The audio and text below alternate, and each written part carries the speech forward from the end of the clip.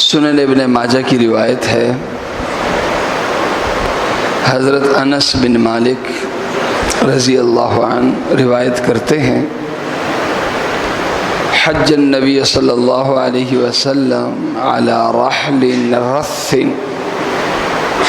وقطیفۃ تسوی 4 دراہم او لا تسوی، ثم قال اللہم حجۃ لا ریاء فیہ ولا سمعہ۔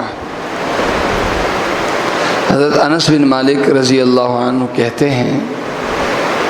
کہ جناب رسول کریم صلی اللہ علیہ وسلم کے ساتھ میں نے حج کیا۔ آپ کی سواری پر جو زین تھا،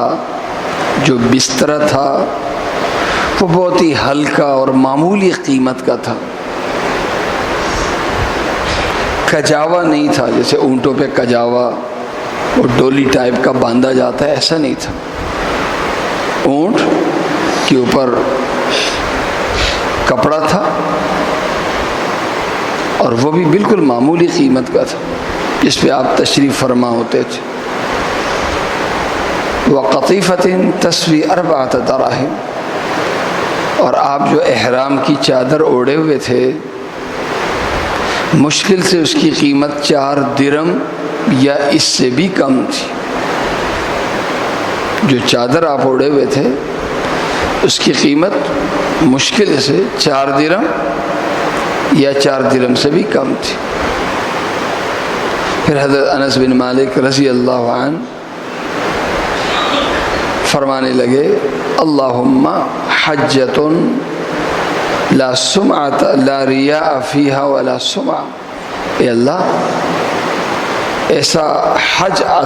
ایسا حج کرنے کی اللہ تو توفیق عطا فرما جس حج میں ریاکاری اور شہرت کے امکانات بالکل نہ ہوں۔ اے اللہ ایسا حج عطا فرما جس میں ریاکاری اور شہرت کے امکانات بالکل نہ ہوں۔ اس روایت کو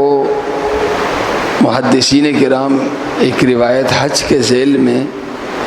مختلف عنوانات سے باندھتے ہیں کہ اللہ کے نبی صلی اللہ علیہ وسلم کا احرام کیسا تھا، اسی طرح یہ بھی کہ آپ کی سواری کیسی تھی، پھر جو احرام تھا اس کی قیمت کیا تھی۔ تو جس طرح احرام میں سلا ہوا کپڑا نہ ہو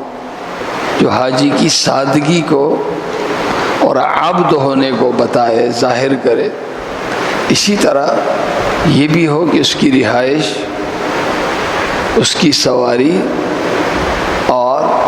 احرام کے کپڑے اس سے بھی سادگی نظر آئے۔ جیسے حاجی کے حال سے سادگی نظر آنی چاہیے، تو اسی طرح محدثین کرام اس ذیل میں جو حدیثیں ذکر کرتے ہیں اس میں یہ بھی ہے کہ حاجی کی رہائش بھی، حاجی کی سواری بھی اس سے بھی سادگی نظر آنی چاہیے، کیونکہ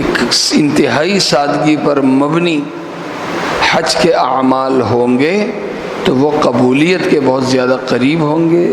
ریاکاری سے اور شہرت سے دور ہوں گے۔ اللہ تعالیٰ مجھے اور آپ سب کو عمل کرنے کی توفیق